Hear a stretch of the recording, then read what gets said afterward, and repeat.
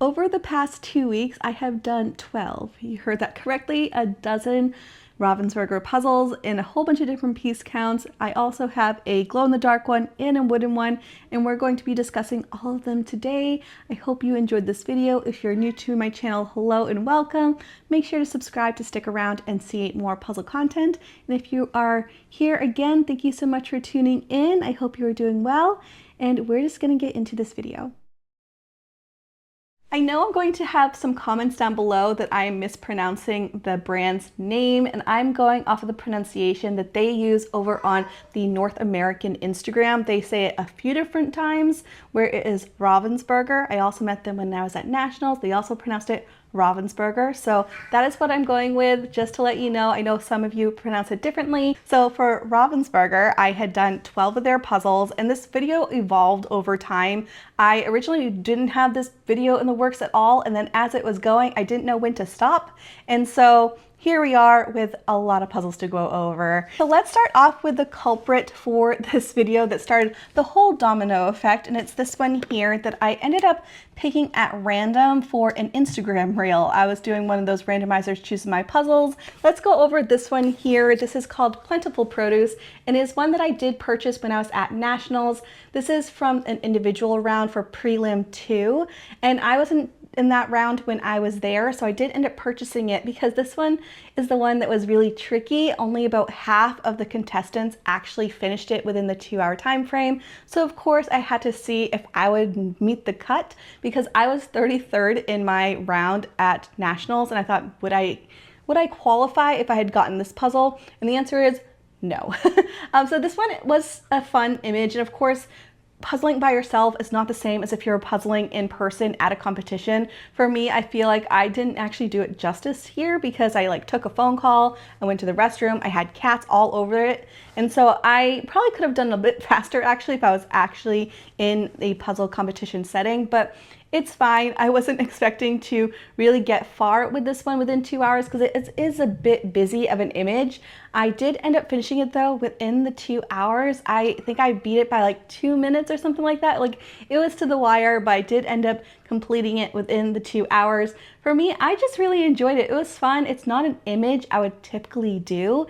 And so for me, I don't think it's something I would purchase again or purchase something similar on my own. I think the reason I got it was because I was curious about the speed puzzling aspect of it, and it was fun. I don't see me redoing it, but it was a good experience just to do that one first. And then the next puzzle that I had done for this video is this one here. It's just a small 200 piece. It's from the Puzzle Moments line, and this is a line that I have really been loving because it's smaller piece counts, but it's standard size pieces, which is great if you are short on space. For me, this is the perfect size for one of the trays for my puzzle table, so that way I can actually be doing the puzzle on the tray while watching TV. I will say, the image-wise, this one is called Parasols, and it's nice. It's definitely not my favorite. It's a bit on the blurry side, so it's not as in focus as I wanted it to be, but it was still a fun image. I did enjoy it. It was, again, a fun little 200-piece puzzle, but if I had to pick between all of the puzzle moments that I've done so far, it would be this one here called Mixtape has been my favorite. So just curious, if you're curious about this one or any of the other puzzles that I'm mentioning, I'll try to link them down below, but that one is really fun. This one was fun as well, but not my favorite. Now moving on to a day that I had so much fun. So this was done on a Saturday, and I was like, you know what? It's nice and bright outside. I originally was on the hammock for a little bit, and it was a nice, I was just in a good mood. And so I really wanted to do something happy, bright, colorful when I came back in.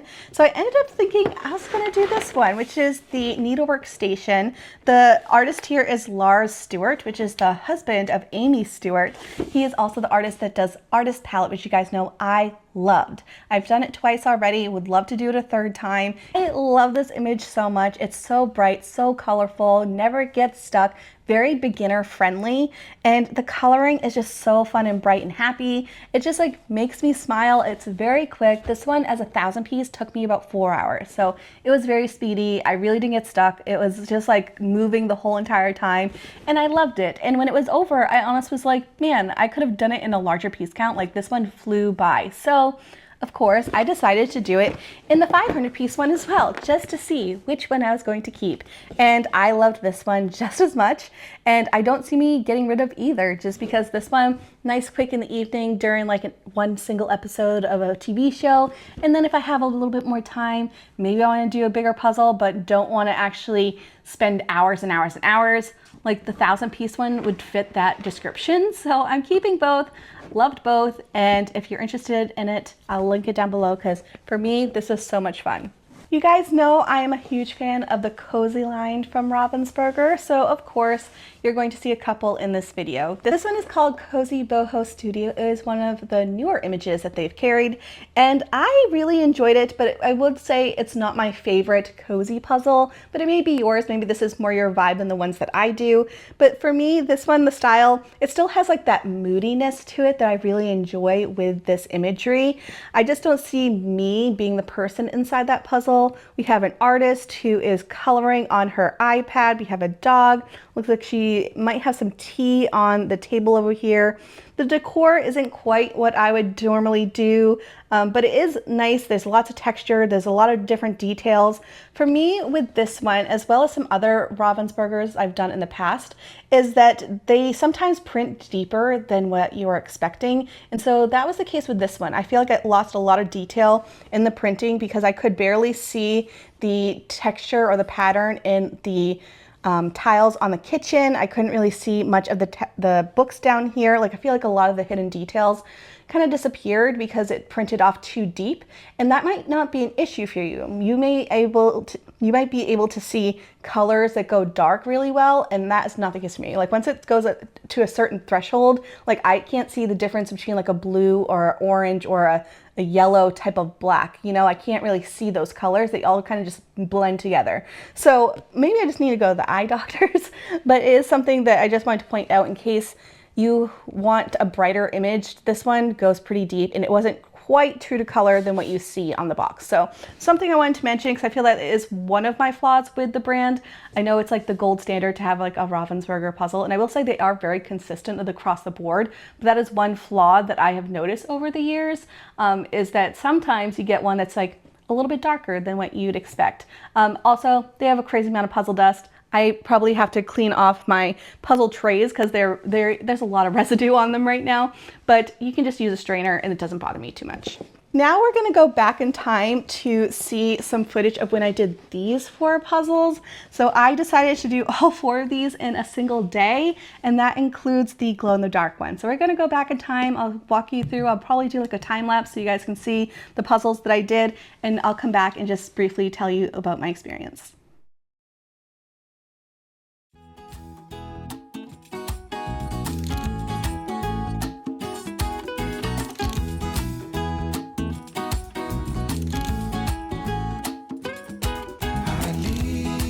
What's left of last night behind, and I need to get some peace of mind.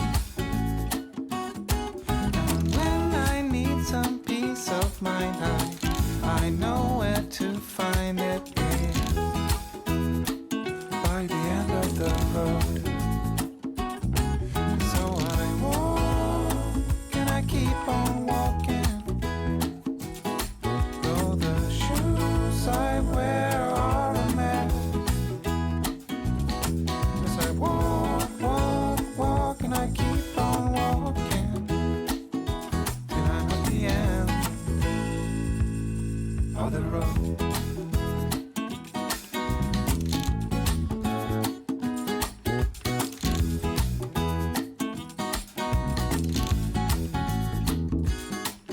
I walk until my feet are hurting, and I need to keep on going further, 'cause I can't keep my mind off things I'd be better off to leave behind. Gotta be careful not to get stuck, and so I walk and I keep on walking. I wear are a mess. As I walk, and I keep on walking So I had so much fun doing all these puzzles. I did complete them kind of sorta in one day. The 750 piece one, I did probably complete at like 2 in the morning. So I don't know if you'd count that, but it was all in one single wake up period, I guess you'd call it. So first up we have Happy Beads from Elspeth McLean. Loved it, super bright, very colorful, never got stuck, lots to work with. I think it was easier than the mandalas just because you have a lot more patterns and colors and different variations to work with than the mandalas that she typically does. I really enjoyed it, it was fun. I have done now all 4 of the 500 piece ones that I know of. Let me know if there's more out there of different images because I've been liking her stuff. It's super fun. It just makes me happy. A little bit trickier, a little bit out of the norm, and I have really been liking them. As far as this one here, I loved it. Greg Paprocki is now an artist that I am very interested in his imagery as well. This is just like my style. It's bright, it's colorful, it's happy. There's lots of different details in it, but it's not so chaotic that you're just like scrambling throughout the whole puzzle. I really enjoyed this one, which is the Pet of Palm Springs. I hope it comes back in the fall for more printing so more people can get them because it is a really fun image. Love the different animal families that are in here, and it's just fun. I loved it. Now let's go into the glow in the dark one. I know a lot of you have expressed interest in this one. I will first go over the puzzle and then I'll go over the glow in the dark aspect. So the puzzle itself is quite tricky. I was expecting it to be a little bit harder just because it is a lot of blue, but there is a lot of textures to work with, a lot of different variations of color that you can work with, a lot of different patterns, so it is doable. I did do it in one sitting. Like, it wasn't like so hard that you were stuck. I constantly was moving, but it's a little bit slower pace than my typical 500 piece. I did really enjoy the underwater bit. That was super easy. The issues I had with was all these like variations of like these leaves and colors because they kind of all like, it got a little tricky. And as far as the glow in the dark aspect, when you're doing the puzzle, there is a texture on it, not gritty like the Masterpieces one, but they do have a texture almost like if someone had put like a little bit of like a glue gun glue on top of it. And it has like a little bit of like a raised smooth surface. That's what it feels like for the spots that you know are going to be glow in the dark. At least you hope they're going to be glow in the dark. I actually didn't have high expectations because a few of you in the comments of when I hauled this puzzle said that you had issues seeing it. Now I am going to put a picture up so you guys can see the image with it is glowing. So this was after it was under lights for like hours. Like it was underneath a light shining directly at it for like 8 hours just because I really wanted to make sure I could see it. And you can definitely see it in person. It's not as bright as what you're seeing on the photo. So the photo I had a longer exposure so I could keep my shutter speed really slow so that way I could get as much of that color in as I could. And so you can see it really clearly in the photo. In person, you do still see all of those details, but it's just not as glowing bright that you are seeing on. I hope that helps. I thought it was super cool. I would definitely buy another one, and I really enjoyed it. I thought it was a good time. It was something different, and it's always fun to have like a little surprise aspect of it. But if you've done one of those and you haven't had success, please let us know down in the comments because maybe I just got lucky with that one. But I really enjoyed it. I thought it was fun. The fourth one I did that day, it was this one called Cozy Kitchen. And if I had to choose between one of the cozy puzzles from this video, which I recommend, I would go this one. For once, a 750 piece puzzle is a great piece count. It's not as short as a 500 piece puzzle, so you have a little bit more puzzling time, but it's not as much to manage as a 1,000 piece. And this one was so much fun. It had larger pieces, so it was the same size as if you were to do one of the 500 large format puzzles as far as piece size. So it is a really big puzzle. So if you're short in space, this may not be the puzzle for you. It ends up being the size of like a large format White Mountain puzzle. So it really filled this whole thing up with the puzzle image. And I liked it. I thought it was fun. I feel like it made it really special and luxe feeling because it was like these jumbo pieces, but in a huge puzzle size, and I really liked it. There's also just a lot of details in here that I appreciate. I love the lady drinking tea, and she has some cookies, and she's baking, and she's reading, and just like everything about this, it looks just like fun, cozy, moody. Love to be that person. You know, that kitchen is really nice. I like the green counters. It's just a vibe, you know, and I really did enjoy this one. If I had to choose between one or the other, this one I did not have issues with coloring. It was perfect, it was bright, it was easy to work with, and never got stuck. So there's that one. We just have 3 more to go over. We have a couple 1,000 pieces. So I did finally do this guy here from the Abandoned series. This one is called Gloomy Carnival, and I loved it. I purchased this one a few years ago when it first launched, and they sold out in like really quickly, and so I ended up purchasing it more than the retail price. And this is the reasoning why I want to be a little bit better about my to-do list, because after purchasing it and needing to have it, it sat on my shelf for years before I actually did it a few days ago. So I ended up loving it. It was so much fun, very just like creepy, gloomy, interesting. Like I like watching those short videos or like YouTube videos where you're walking through something like this and you're like, they're like abandoned whatever that hasn't seen people in 20 years, and you're like looking at it like overgrown and how it was left and all this stuff that just like is there, you know, like growing into the earth. And so I like that thing to like watch on videos. So to have it in a puzzle, it was just really interesting and really fun and creepy. And I always want to save it for like Halloween, but something like this can be done anytime, because not necessarily Halloween, it's just like weird, you know? So it's not normally an image I would go to, but it was definitely fun to see and do and see all the imagery. There is bigger things to work with. Like we have the sky with this Ferris wheel.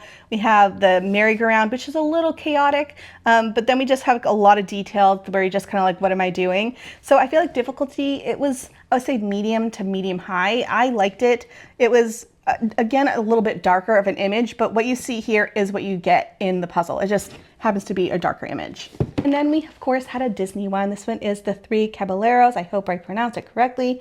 But this one is super fun. I got this one at Black Friday. Love the box. Like, I just like when brands, I guess, step out of the box a little bit and do something different. This one is a nice navy. It just makes it feel luxe. And it is a really fun image. You have just Donald Duck and his friends, and we have the Three Caballeros in the writing, and we have this nice gradient pink sky. It was calming, it was fun. It required a little bit of strategy because you'd think you'd start with the words first, but then you realize the words are kind of like really tricky. So I ended up going with the characters first and then worked my way up for the sky, and that's when the words kind of fit in, and I sorted by piece shape. It was a good time. I was watching some TV when I was doing it, and it was just like nice, relaxing, calm, fun. It was like a lot of stuff that I liked in a puzzle. So this one was fun. If you're a Disney fan, definitely recommend it. And if you can find it on sale, that's even better. I think I liked it even more because I got it for like $11. So it was a good find at the time for Black Friday. And then for the final puzzle that I did during this whole spree is this one here, which is the wooden puzzle. This one is called Under the Sea, and it is 500 pieces, and it is a wooden puzzle that was really fun. I liked it. The pieces are smaller surface size, but they are the same thickness as a Wentworth, so that gives you some idea of the quality of it. One thing I will fault the brand on, though, is that this is the first time where the wooden smell or the burnt smell of the puzzle really got to me. I have done quite a few different wooden puzzle brands, and it usually doesn't bother me too much. This time around, I had to let the puzzle breathe for a couple days before coming back to it because it was very potent. So just to give you a little warning, if you do have headaches or migraines, or if you are someone who's sensitive to smell, this is something you might want to either pass on or just like air out before getting into it, because it is a little bit much for my take. But I will say, if you're someone who likes whimsy pieces, this one was so much fun because they had, I think, 50 whimsy pieces. So those are the fun figurine style pieces that are cutouts. So we had a bunch of different fish, bunch of different plants, bunch of different seashells. My favorite was the lobster. That one was really fun. So there was a ton of pieces to go with. I was never stuck. Fun image, bright, colorful. I really enjoyed it. So I really don't have too much to say other than that the pieces are a little small surface size. I wish they were a little bit bigger. And also that the puzzle was not as stinky, I guess is what my final thoughts on this one. But it was fun. I would definitely get another one, and I enjoyed it. So those are all the puzzles here that I did over the past 2 weeks. This was originally not in the works, but I had so much fun. I was able to knock out a ton of puzzles from my to-do list, was able to do some puzzles that have been hanging around for a while, and I'm excited to have finally shared them with you. Let me know which one of these would have been your favorite, which ones you're most interested in, or if there's another Ravensburger puzzle that you think I would enjoy. I'm always open to suggestions. So thank you so much for tuning in. I hope you enjoyed this video, and I will see you guys in the next one. Bye.